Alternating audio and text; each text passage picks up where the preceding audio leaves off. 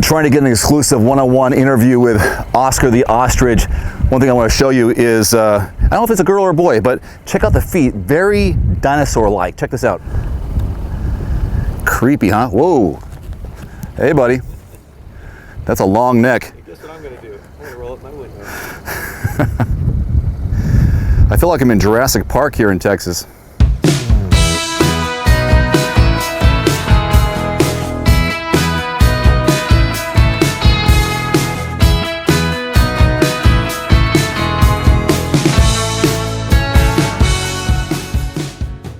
And welcome to San Antonio and the all-new, rugged, refined, and resized 2021 Kia Seltos. I'm Dave Erickson. I appreciate you watching. Kia was nice enough to fly me out here in Texas so I can get behind the wheel of this brand new CUV and experience it firsthand and tell you what I think. So let's giddy up and ride. All right, there are 4 trim levels with the Seltos for 2021.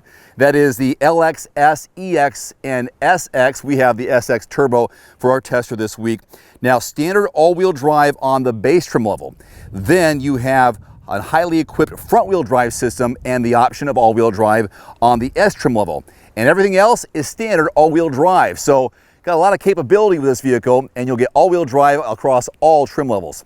All right, powertrains. There are 2 options. We have the fun one. This is the 1.6 liter turbocharged 4-cylinder paired with a segment exclusive 7-speed quick shift dual clutch automatic transmission. This here, my friend, pumps out 175 horsepower, 195 pound-feet of torque. Now the other option is a 2-liter 4-cylinder, 146 horsepower, 132 pound-feet of torque.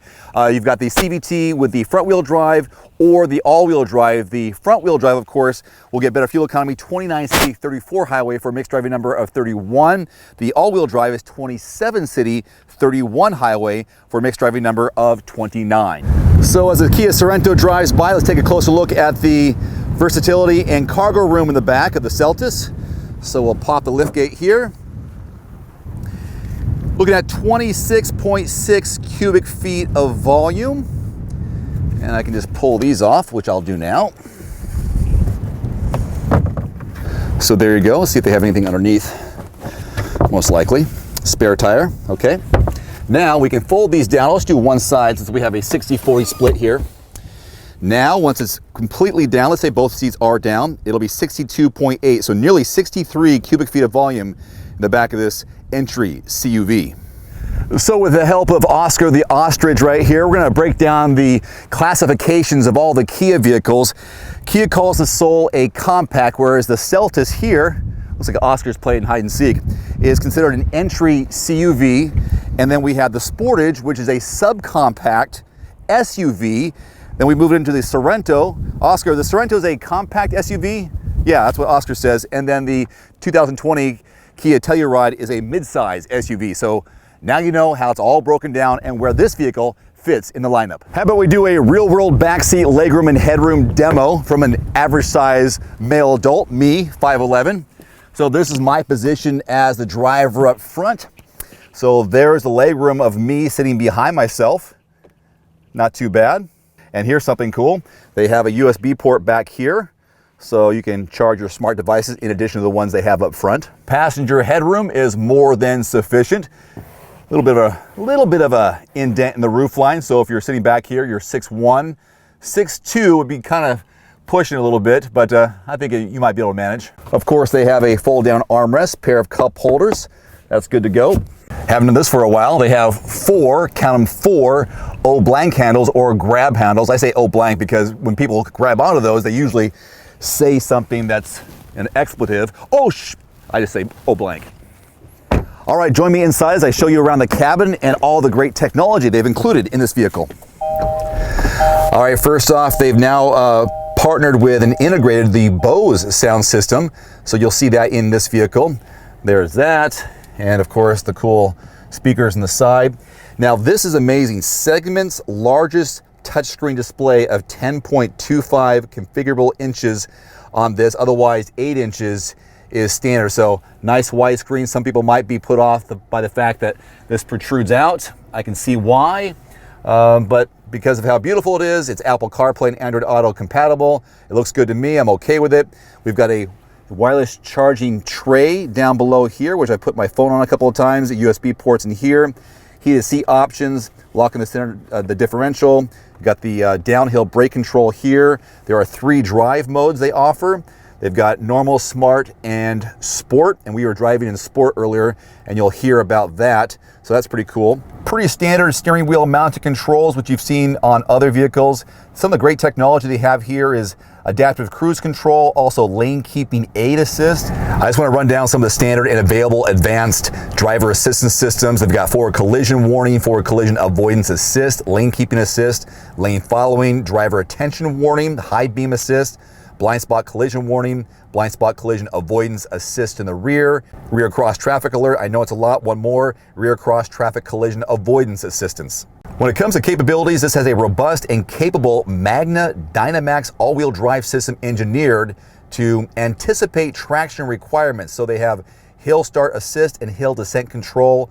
You can lock the center differential, advanced torque vectoring all-wheel drive, and a 28-degree approach angle, which is more than what I recently experienced in the Jeep Renegade. Time now for some driving impressions, and for that, I enlisted the help of my friend from digitaltrends.com, the managing editor of the Spanish side of their website. Overall, it's a good car. You know, it has a lot of features that the consumers are looking to get nowadays. There are some things that they really need some, how do we say it, polish, you know, like the steering assist or the lane keep assist as well. It didn't recognize yellow lines, you know, for a bit, but I think overall it's good. We're driving right now in sport mode. You cannot feel it because we're very, very low speed, so it feels really, really good. Overall, they did a good job with everything in the car. It feels heavy, as you said before. It feels like a good overall compact SUV or subcompact SUV, as they say. So driving impressions when you're going around corners and how it feels weighted wise, what'd you get? I think it responds really well. Again, we're driving sport, so it's supposed to respond well to cornering and everything. The steering wheel gets harder, right, with driving sport. The suspensions be harder as well, and we have taken a couple of turns, you know, really relatively high speed. It handles very, very well. I felt the acceleration was good. Top end speed, maybe 40 to 60 was strong, but the CVT initially had some noise and took a second to get up to speed. Yeah, I think that's probably true with any, what is it, this is it a 2.0 or the 1.0 turbo? I think this is maybe the turbo. It is the turbo, yeah, 1.6. Yeah, so it's a relatively small engine, you know, and the CVT is always gives you some positives and some negatives, right? But I think, I mean, for the size of the vehicle, this is not a sports vehicle, right? It's just something that is supposed to be for singles or couples, you know, that are not doing any drag racing or anything. I mean, the overall feeling is good. It's good. I like it. Is there a reason why you would choose this over the Sportage or over the Soul? Well, that's something that we've been discussing, right? Kia doesn't wanna, you know, drive customers away from other vehicles. But I think never drove the Soul, the Sportage. Yeah, I think so.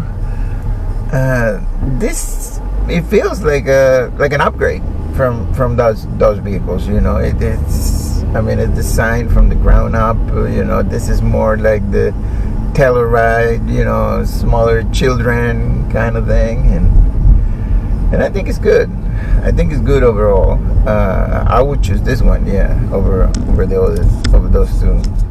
Earlier, Oscar and I broke down the different classifications for the Kia vehicles in their lineup, from subcompact, compact, SUV, CUV, and so on. Here are some of the competitors in this entry CUV class. It's a long list. Buick Encore, Chevy Trailblazer, Fiat 500L and the Fiat 500X, Ford EcoSport, Honda HR-V, the Hyundai Kona, Venue, Jeep Renegade, Kia Soul, the CX-3 and CX-30 from Mazda, the Mini Countryman, Mitsubishi Outlander Sport, along with the Eclipse Cross, Nissan Kicks, and Toyota CHR. That's a long list. So the MSRP range in a brand new 2021 Kia Seltos is between $22,000 and $28,000. And yes, they are in dealerships right now. Until next time, I'm Dave Erickson. Thank you so much for watching. Hope to see you back here next time.